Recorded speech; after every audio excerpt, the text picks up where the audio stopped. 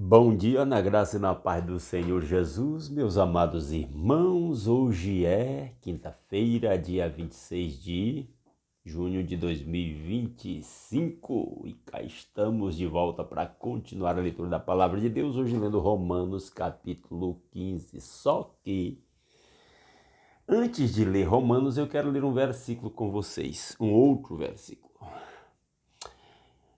Eu folheando minha Bíblia aqui, procurando um outro texto, não achei ainda o outro texto que eu estava procurando, mas aí me chamou a atenção um texto que está marcadinho aqui na minha Bíblia. Eu vou sublinhando nas minhas Bíblias textos que me chamam a atenção. E esse texto me chama a atenção porque ele me identifica com Jeremias. Esse texto me identifica com Jeremias. A vontade de Jeremias, o desejo de Jeremias é o meu desejo também. Eu compartilho isso com vocês porque quem sabe Deus usa isso para despertar alguns irmãos, em alguns irmãos, esse desejo. Qual é o desejo? É já que a gente vai lá para Romanos, tá bom? Quando as tuas palavras foram encontradas, eu as comi.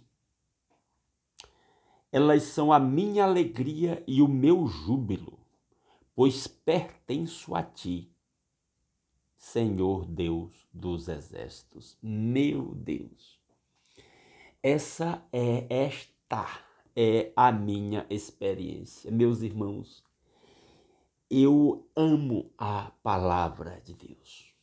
Eu leio a Bíblia todo dia e várias vezes por dia, e eu falo sobre a palavra todo dia. A palavra de Deus arde no meu coração. A palavra de Deus arde no meu coração. Não foi sempre assim, não. Lá no começo foi difícil, mas graças a Deus, Deus usou meu pai, que era um estudioso perseverante, estudioso da Bíblia. Perseverante. E eu me inspirei no meu pai, recebi do meu pai algumas orientações que me transformaram num estudioso da Bíblia, num desejoso de praticar o que a Bíblia diz e um desejoso de ensinar o que a Bíblia diz. E essa palavra aqui, eu trago ela para vocês, desejando que, primeiro, me diga, você tem essa sede pela palavra de Deus? Comenta aí nos comentários desse vídeo. Você tem essa coisa de querer a Bíblia, ela arde no seu coração? Eu oro por você em nome de Jesus. Pai, faz essa palavra arder no coração de mais irmãos meus. Porque às vezes eu vejo cristãos tão superficiais e indiferentes com a palavra, mecânicos.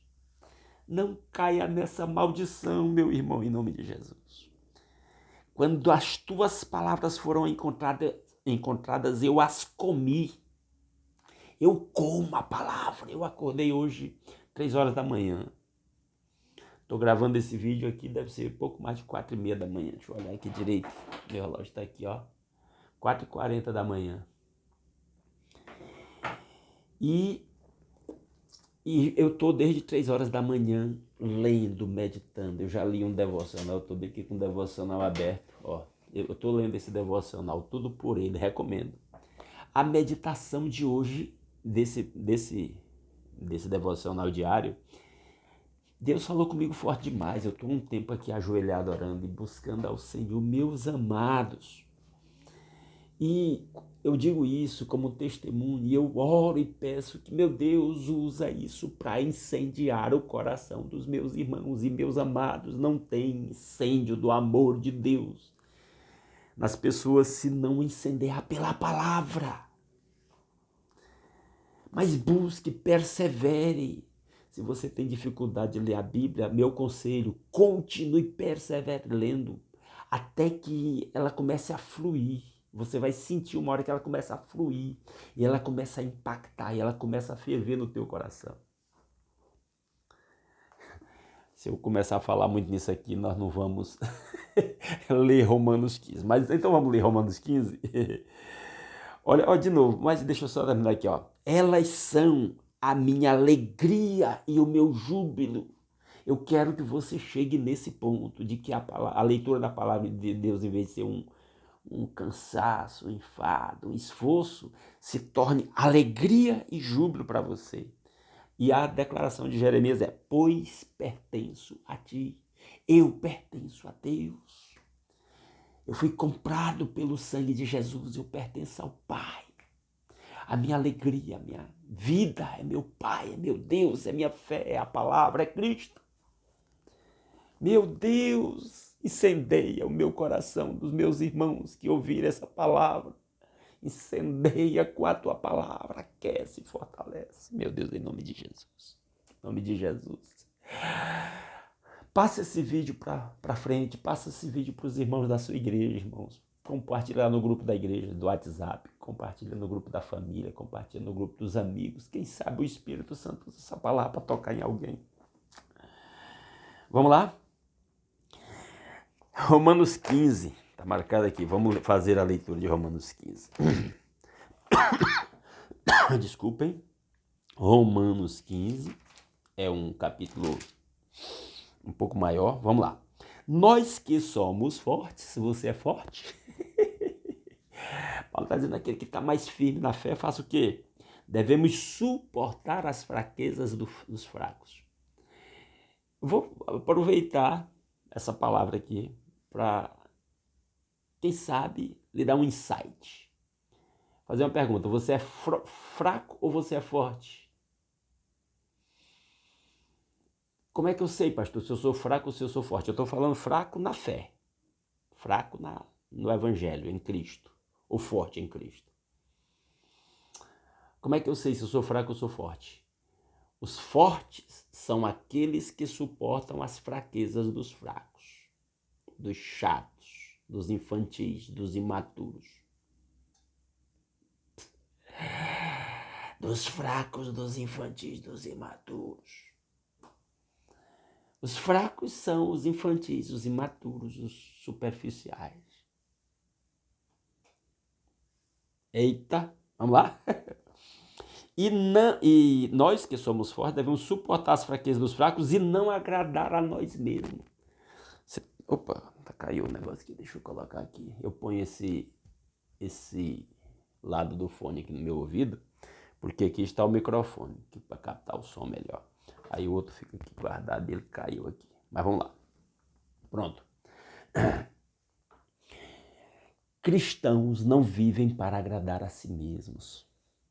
Cristãos verdadeiros, fortes, eles vivem para agradar a Cristo. É outra maneira de saber se você é um cristão forte ou fraco. Você vive para agradar a você mesmo ou você vive para agradar a Cristo? E aí, para agradar a Cristo, eu devo me preocupar. Antes de agradar a mim mesmo, eu devo procurar viver para agradar os meus irmãos na fé. É claro que não é bajular meus irmãos na fé, é agradar. Mostrar real interesse nas necessidades dos meus irmãos. Isso é agradar meu irmão. Mostrar real interesse sincero nas necessidades dos meus irmãos. Cada um de nós deve agradar ao seu próximo para o bem dele, a fim de edificá-lo. Meu Deus, dá para parar bem aqui. Você entendeu? Comenta aí o que você entendeu. Que desafio. Isso é um desafio para mim. É um desafio para você. Pois também Cristo não agradou a si próprio. Olha, o nosso exemplo é Cristo. Você é cristão? Cristão é alguém que se inspira em Cristo e quer seguir os ensinos e a vida, os exemplos de Cristo. Então, Cristo não agradou a si próprio, mas como está escrito, os insultos daqueles que te insultaram caíram sobre mim. Essa palavra do salmista, Paulo está aplicando a Cristo, dizendo que quem insultou Deus, o salmista disse lá, Salmo, tá aqui, deixa eu olhar, Salmo 69, 9. Salmo 60, está no rodapé da Bíblia. O salmista disse lá, quando as pessoas insultam Deus, eu tomo esses insultos como um insulto a mim. É interessante, engraçado esses dois lados, porque quem persegue a Cristo, na experiência de Paulo lá no caminho de Damasco, quem persegue um cristão está perseguindo Cristo. Mas o salmista fala no Salmo 69:9 que quem insulta a Deus, a gente toma os insultos, o cristão, o filho de Deus, toma os insultos, que as pessoas insultam a Deus como se estivessem insultando a nós. Verso 4, pois tudo que foi escrito no passado foi escrito para nos ensinar de forma que, por meio da perseverança e do bom ânimo procedente das Escrituras, mantenhamos a nossa esperança. Outro versículo que dá para pregar 50 minutos. O Deus que concede perseverança e ânimo, dê a vocês um espírito de unidade, segundo Cristo Jesus. A unidade, não qualquer unidade, mas unidade de acordo com o ensino de Cristo. Isso aqui é para cristãos. Para que com um só coração e uma só voz glorifiquem ao Deus e Pai de nosso Senhor Jesus Cristo. A igreja, num só coração, numa só voz, glorifique a Deus, ao Deus e Pai de nosso Senhor Jesus Cristo. Portanto, aceitem-se uns aos outros, da mesma forma com que Cristo os aceitou. O assunto, desde o verso do capítulo 14, que a gente leu ontem, é aceitação. Que coisa. Desafio para essa geração. Nós somos muito egoístas. Isso aqui vai contra o nosso egoísmo. A gente pensa muito em nós mesmos. E aí Paulo está dizendo nos capítulos 14 e 15 que a gente tem que passar mais a se preocupar com o bem-estar dos nossos irmãos. Transformar o egoísmo em altruísmo. Portanto, aceitem-se uns aos outros da mesma forma com que Cristo os aceitou, a fim de que vocês glorifiquem a Deus. E aí, nós estamos glorificando a Deus, aceitando uns aos outros. Pois eu digo a vocês que Cristo se tornou servo dos que são da circuncisão. Ele está falando que Cristo se tornou servo dos judeus por amor à verdade de Deus, para confirmar as promessas feitas aos patriarcas. É interessante dizer que Jesus se tornou servo dos judeus. E aí eu pergunto, nós temos aprendido a ser servos uns dos outros? Você sabe que nós devemos servir uns aos outros, nós somos servos uns dos outros. Eu penso que, não fiz essa pesquisa antes, mas se a gente pegar essa palavra servo aqui, Cristo se tornou servo, talvez ela seja a palavra grega doulos, que quer dizer escravo. Não estou afirmando 100% não. Ou então diáconos, que é garçom, o que serve. Uma das duas. Não vou fazer essa pesquisa agora. A fim de que os gentios são os que não são judeus. Ele falou no verso 8 com judeus, sobre os judeus. Aí ele diz, mas Jesus trabalhou para os judeus, para quê? Como isso se reverte para os gentios que somos nós que não somos judeus? A fim de que os gentios glorifiquem a Deus por sua misericórdia. Como está escrito, por isso eu te louvarei entre os gentios, cantarei louvores ao teu nome. Você vê que a glória de Deus é o final de tudo. Já está com 2 vezes que nesses poucos versículos aqui que ele fala de que a gente vive para a glória de Deus. Verso 10. E também diz, cantem de alegria, ó gentios, com o povo dele. Gentios nós, palavra lá de, deixa eu achar aqui, Salmo 117, 1. Por isso eu te louvarei... cantem de alegria aos gentios com o povo dele. Aqui tem uma nota de rodapé, Deuteronômio 32, 43. E mais, louvem o Senhor todos vocês gentios, cantem louvores a ele todos os povos. Aí a outra nota de rodapé leva para Salmo 117, 1. Aqui é o Salmo 117, 1.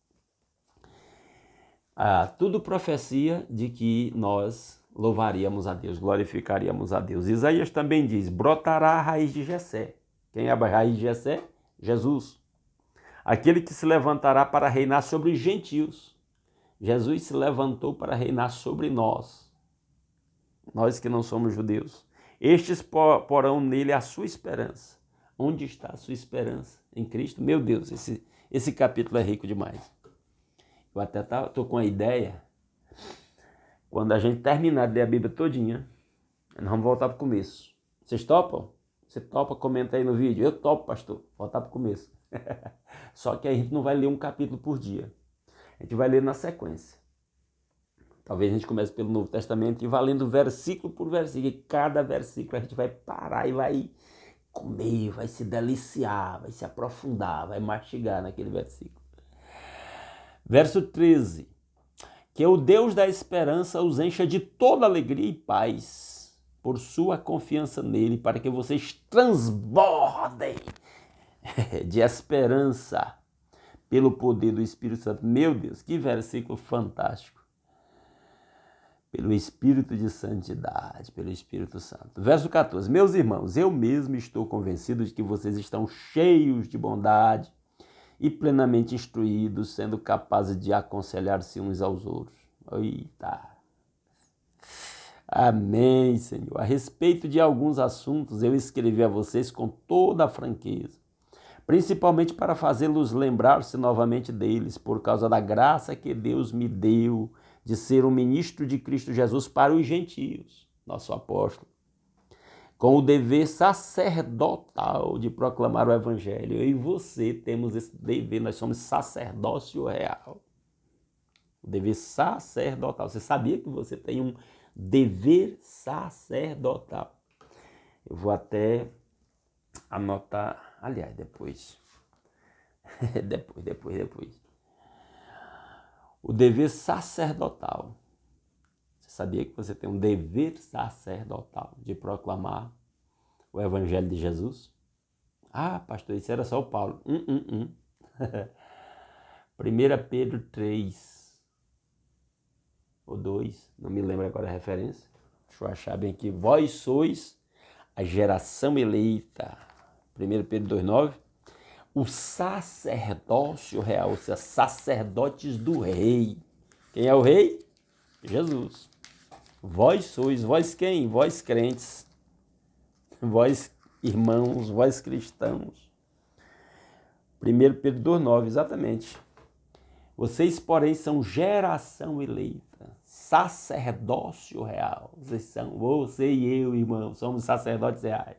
E aí Paulo diz, nosso dever sacerdotal de proclamar o evangelho de Deus. E lá, rapaz, isso aqui é fantástico, está diretamente ligado com 1 Pedro 2,9, porque lá ele diz, para que proclameis as grandezas daquele que vos chamou das trevas para a sua maravilhosa luz. Já tinha pensado nisso? Essa palavra falar ao seu coração? Passe isso para frente, mas crente precisa pensar nisso. Para que os gentios se tornem uma oferta aceitável a Deus, santificada pelo Espírito Santo. Nós, por meio de Cristo, nos tornamos uma oferta aceitável a Deus. E aí Paulo diz lá ele vai dizer, ele já disse lá no capítulo 12, rogo-vos, irmãos, que vos se ofereçam a si mesmos em sacrifício vivo, santo e agradável a Deus. Eu até anotei para fazer um vídeo esses dias sobre isso, desses videozinhos mais curtos que a gente põe aí no canal. 17. Portanto, eu me glorio em Cristo Jesus em meu serviço a Deus. Não me atrevo, vou andar mais rápido, porque senão a gente vai ficar grande demais o vídeo. Não me atrevo a falar de nada, exceto daquilo que Cristo realizou por meu intermédio em palavra e em ação, a fim de levar os gentios a obedecerem a Deus. O que tem que falar são as nossas ações, palavras e ações, claro. As ações sem palavras. As ações não nos isentam da palavra, da necessidade de testemunhar pela palavra. E as meras palavras, se não tiver ações, não tem poder. Pelo poder de sinais e maravilhas e por meio do poder do Espírito de Deus. Meu Deus. E assim, desde Jerusalém e arredores até o Ilírico, proclamei plenamente o Evangelho de Cristo. O Ilírico, ele diz, região da costa leste do Mar Adriático. É uma região onde Paulo chegou com o Evangelho. Sempre fiz questão de pregar o Evangelho onde Cristo ainda não era conhecido, de forma que não estivesse edificando sobre alicerce de ouros. Não é que não se pode pregar o Evangelho onde Cristo já foi pregado. Pelo contrário, até porque ainda tem muita gente que já ouviu o Evangelho e não se converteu. A gente tem que continuar pregando. Mas Paulo está dizendo que a prioridade dele é pregar para quem não tinha ouvido ainda. Mas antes, como está escrito, hão de vê-lo aqueles que não tinham ouvido falar dele, e o entenderão aqueles que não o haviam escutado. Paulo está dizendo que ele cumpre uma profecia em proclamar onde Cristo ainda não foi pregado. É por isso que muitas vezes foi impedido de chegar até vocês, porque ele estava ocupado lá pregando para os que ainda não tinham ouvido, porque lá em Roma já tinham ouvido. Mas agora, não havendo nestas regiões nenhum lugar em que precise trabalhar, e visto que há muitos anos anseio vê-los, Paulo escreveu essa carta para os romanos porque ele queria ir lá. E ele mandou a carta na frente para preparar a chegada dele. Planejo fazê-lo quando for à Espanha. Paulo tinha uma viagem para a Espanha. Espero visitá-los de passagem e dar a vocês a oportunidade de me ajudar em minha viagem para lá, depois de ter desfrutado um pouco da companhia de vocês. Mas a primeira vez que Paulo foi, ele foi preso, não foi para essa viagem para a Espanha, não. Ficou preso lá bastante tempo.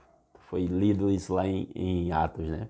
Agora, porém, estou de partida para Jerusalém a serviço dos santos. A ida para Jerusalém, não sei qual era essa ida aqui, não li comentários sobre isso, mas numa das idas para Jerusalém foi que ele foi preso.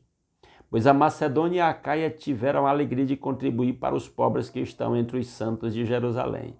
São regiões onde Paulo pregou para gentios e aí levantou ofertas para ajudar o povo de Jerusalém que estava passando necessidade, o povo cristão de Jerusalém.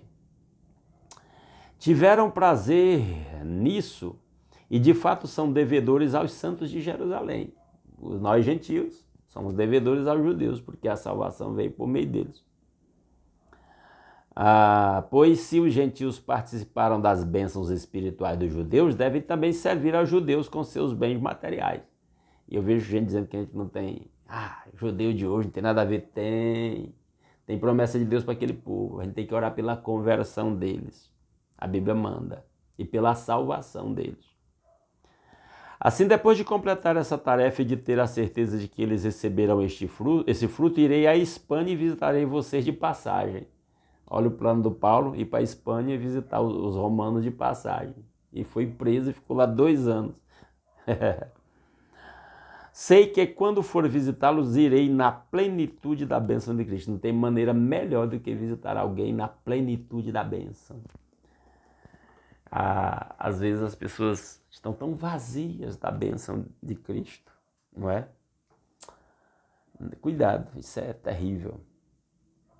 Recomendo, irmãos, por nosso Senhor Jesus Cristo, eu estou lendo o verso 30, e pelo amor do Espírito, que se unam a mim em minha luta, orando a Deus em meu favor. Eu faço a mesma coisa. Orem por mim, meus irmãos.